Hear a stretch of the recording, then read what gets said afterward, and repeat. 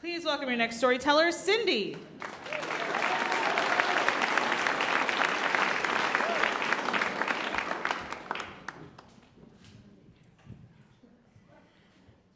I was at the movies, my husband on my right, my teenage son on my left, and Matt Damon up on the big screen. He was stranded on Mars. And he gets in his Mars car and he starts driving across the planet. Where is he going? I have no idea. I haven't read the book or anything. But then he gets out of his Mars car and he starts digging. And I realize exactly what he's digging for. And the tears start flowing down my cheeks. And I'm trying hard to suppress a sob because I know I'm the only one in the theater crying at this part of the movie. And my teenage son looks at me like I am a lunatic as I'm just wiping away tears, and I lean over and I whisper to him, "That's my spacecraft."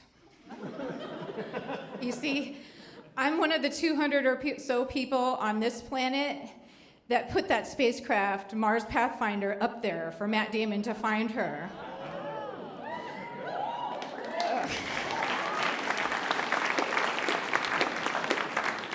So Mars Pathfinder was basically a bet between NASA and the Jet Propulsion Laboratory to see just how cheap could we put a spacecraft on another planet. We had no budget and only a 3.5-year timeline. This was in the mid-90s. And the odds were stacked against us. At that budget, people didn't even want to work on the mission. They thought it would ruin their careers. But a bunch of us did. Anyways, the joke around the lab was for $200 million, we were trying to put a spacecraft and a rover on Mars for less money than Kevin Costner had recently spent on Waterworld. So we were a lean team. And that meant that we had a lot of empowerment, and we got to wear a lot of hats. So my main hat was writing simulation software so that we could fake the spacecraft out and test it and make it think that it was either flying to Mars or doing operations on the surface of Mars, when in fact it was right there in our laboratory in Pasadena. I'm really proud of some software we wrote that helped perfect the navigation system for the spacecraft. Because you know what they call a spacecraft without perfect navigation? Space crap. Anyway, another hat I got to wear was writing uplink code, and there was a point where I had to fill this data buffer with extra characters, and so I put all the names of those of us on the software team in this data buffer. And so my name was in every transmission that went from Earth to Mars for the entire mission, hundreds and thousands of messages. So when the Martians finally do come to Earth, they're going to be looking for me.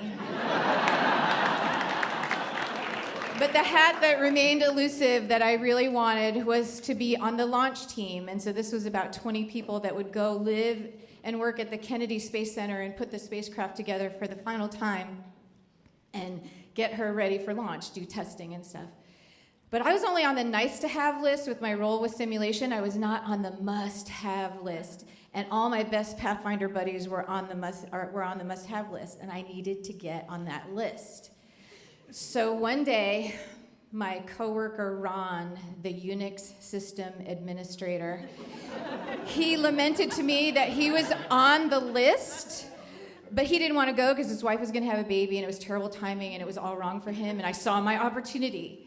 And I said, "I'll do it. You can train me how to be the Unix system administrator. How hard could it be?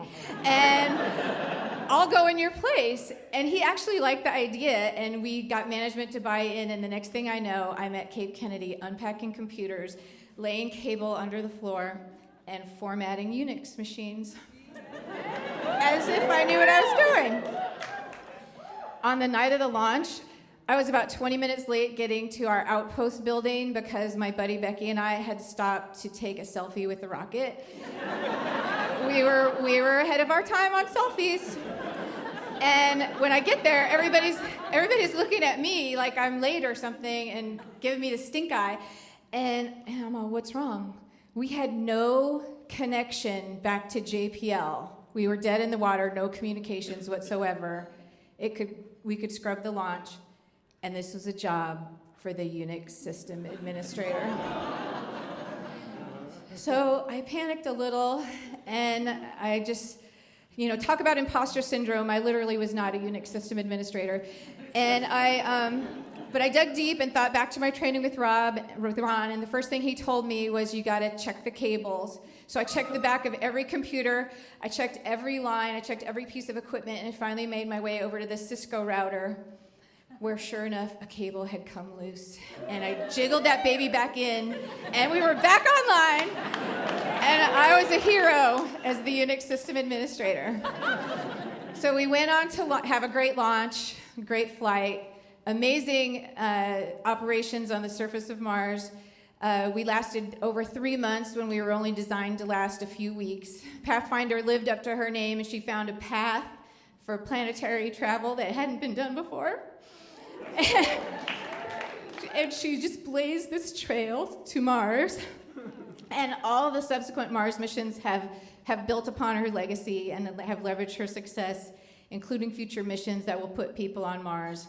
I learned so many amazing lessons in those 3.5 years. I learned to not worry about doubters, to take on big challenges. I learned to take risks and do things even if I don't know what I'm doing. And I learned to always check the cables.